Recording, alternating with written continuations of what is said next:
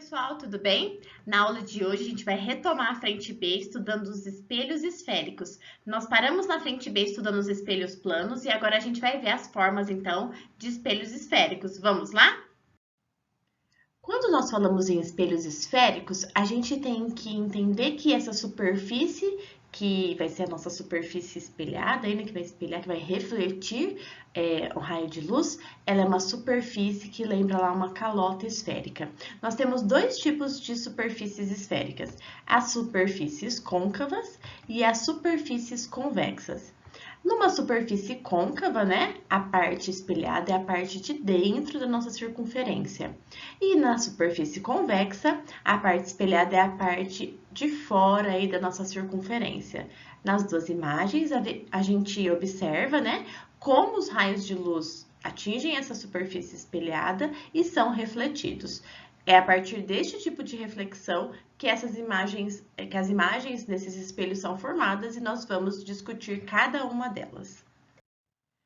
Quando a gente observa no nosso dia a dia, né, a presença dos espelhos esféricos é muito grande. Então, nós temos aí espelhos que causam ampliação, como os nossos espelhos de maquiagem, né, os espelhos que aumentam o nosso campo visual, que são aqueles espelhos esféricos que ficam acima das lojas, né, na parte de cima das lojas, para aumentar o campo visual das pessoas que cuidam da segurança de um estabelecimento comercial, por exemplo. Então, nós temos vários exemplos no nosso dia a dia, os nossos retrovisores do carro, de espelhos esféricos, né, e das aplicações desses espelhos. O espelho esférico, a aplicação dele é escolhida de acordo com o tipo de imagem que a gente vai querer formar. A gente viu que no espelho plano, nós formamos apenas um tipo de imagem. Aqui, dependendo da posição do objeto, nós formaremos imagens diferentes e é a escolha do tipo de imagem que será formada que orienta a escolha do nosso espelho. Quais são os elementos principais aí de um espelho esférico, né? Nós temos, então, se pensar numa circunferência, né? Nós temos o centro de curvatura, que é o centro dessa circunferência, o foco e o vértice. O vértice pega bem lá onde está o eixo do nosso espelho, né? Nós temos, então, para traçar esses três pontos, um eixo principal. E uma coisa muito importante é que o foco está sempre, né, a metade aí do nosso centro de curvatura. Então, o foco se encontra sempre na metade do centro de curvatura. Se a gente tiver o raio da nossa circunferência, esse raio, né, indica aí o centro de curvatura, né, a posição do centro de curvatura, e a metade desse valor sempre é o nosso foco.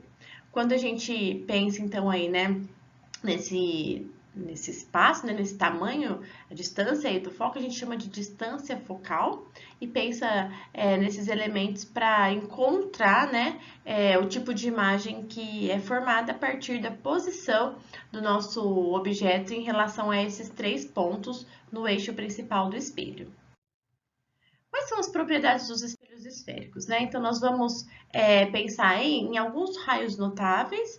Então, o primeiro que a gente vai ver é o raio que incide paralelamente ao eixo aí do nosso espelho. Nós temos, então, um raio que bate paralelo e ele é refletido passando pelo foco.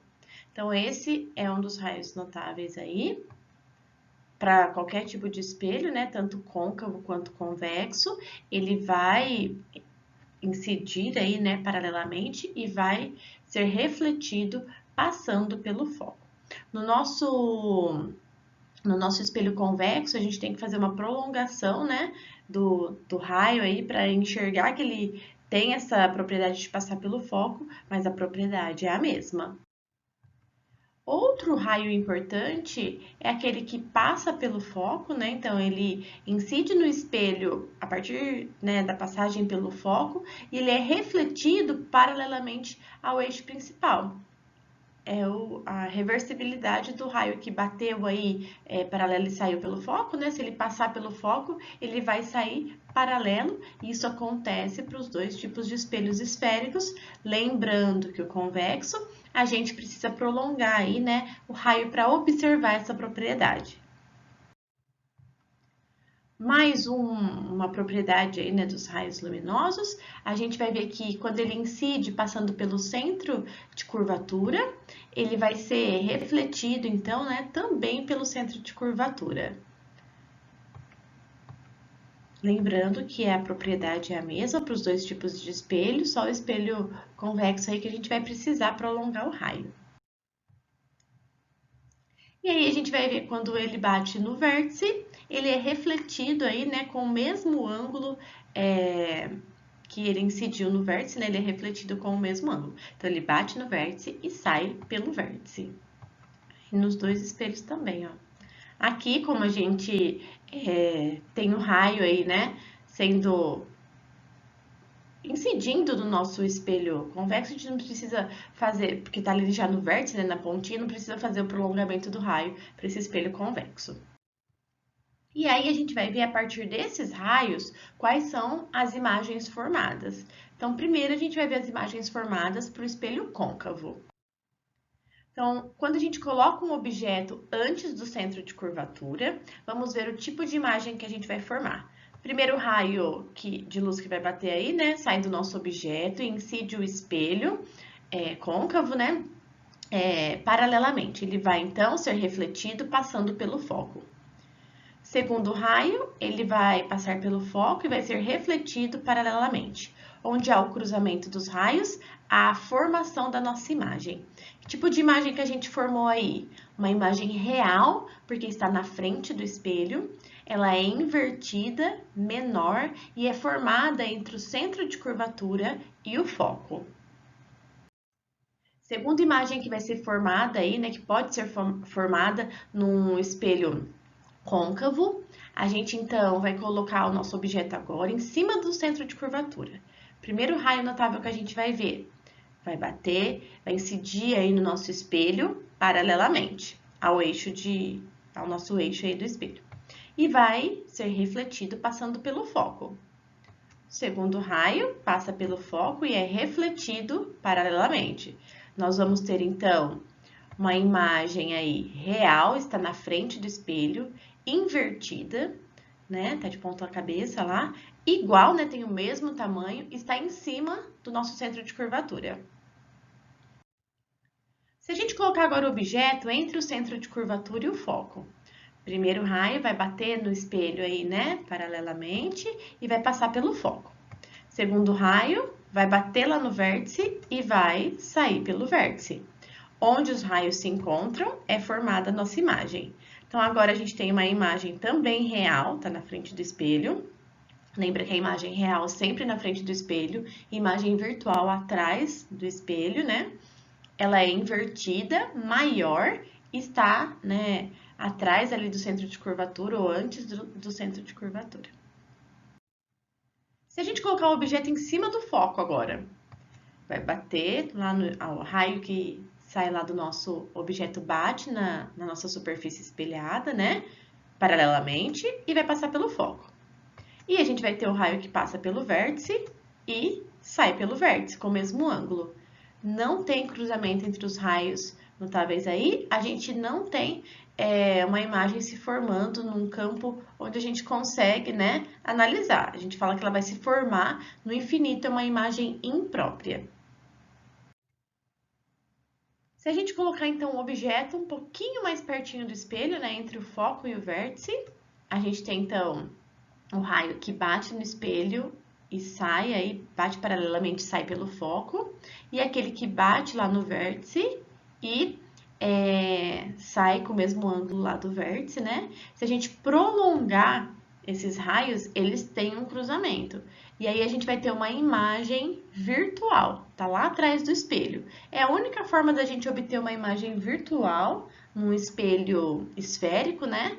Quando a gente usa um espelho côncavo, colocando o objeto, então, entre o foco e o vértice. Essa imagem vai ser direita, né? Tá lá certinha, né? No mesmo sentido que o objeto, maior e atrás do espelho, por isso que ela é virtual.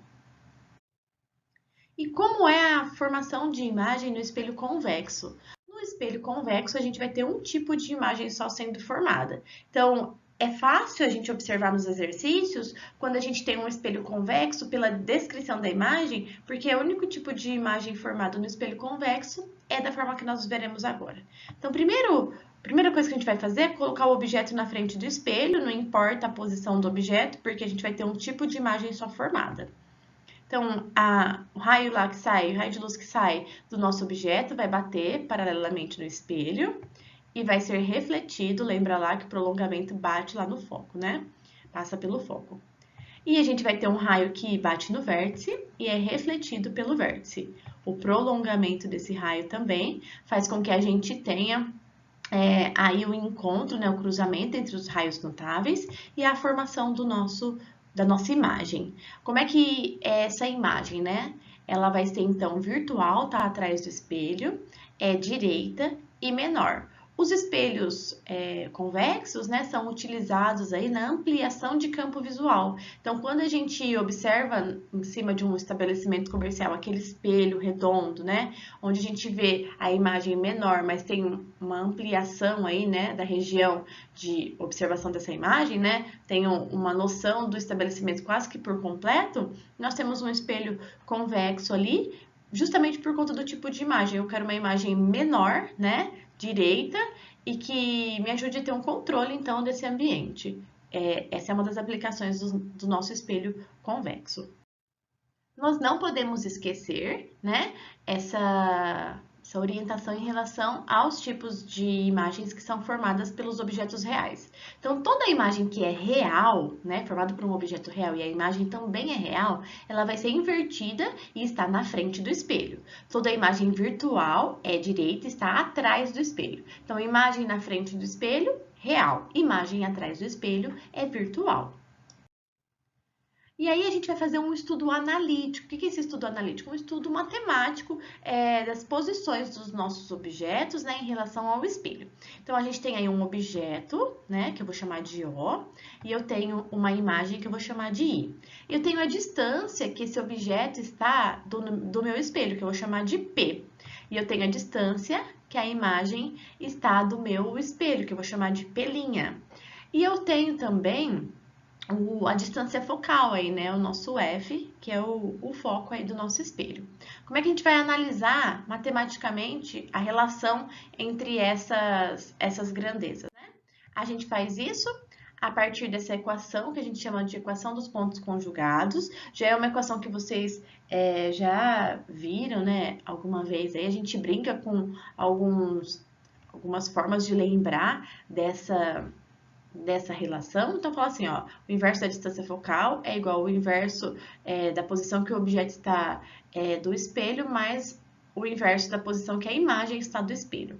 Como é que a gente lembra, então, dessa formulazinha? Eu vou brincar com vocês e falar que essa formulazinha é da florzinha. Então, ó, uma florzinha é igual uma pétala mais uma petalinha. Então, dá para lembrar a partir dessa brincadeira com a fórmula, né? Essa equação, então, dos pontos conjugados para os espelhos esféricos, independente se o espelho é côncavo ou convexo.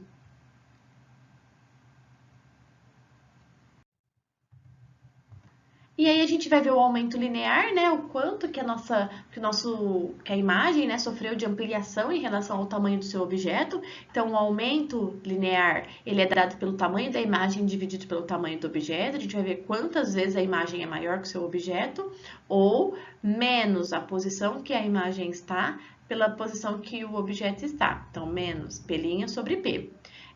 Uma coisa que é importante. Se esse aumento linear for maior que 1, a imagem é maior que o objeto. Se for menor do que 1, a imagem é menor do que o objeto. Se for igual a 1, a imagem é igual, né, ao tamanho do objeto. A imagem não tem diferença aí de altura em relação ao objeto.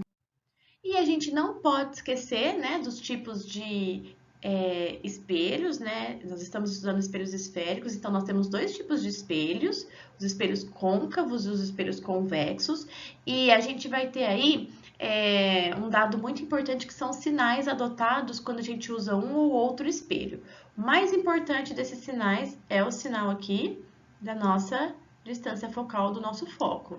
esse valor aqui, ele sempre vem sem sinal nos nossos exercícios. Se ele falar que é um espelho côncavo, a gente mantém o sinal positivo, mas se ele falar que é convexo, a gente tem que trocar pelo sinal negativo. Os outros sinais, né, tanto da imagem, a posição da imagem, o tamanho dessa imagem, né, se ela é direita, se ela é invertida, a orientação dela e o aumento linear, esses valores a gente obtém, né, a partir dos cálculos. O sinal deles são obtidos a partir dos cálculos, mas a distância focal a gente tem que corrigir quando a gente lê lá no exercício o tipo de espelho, certo? Nós vamos treinar um pouquinho isso nos exercícios. Vamos lá?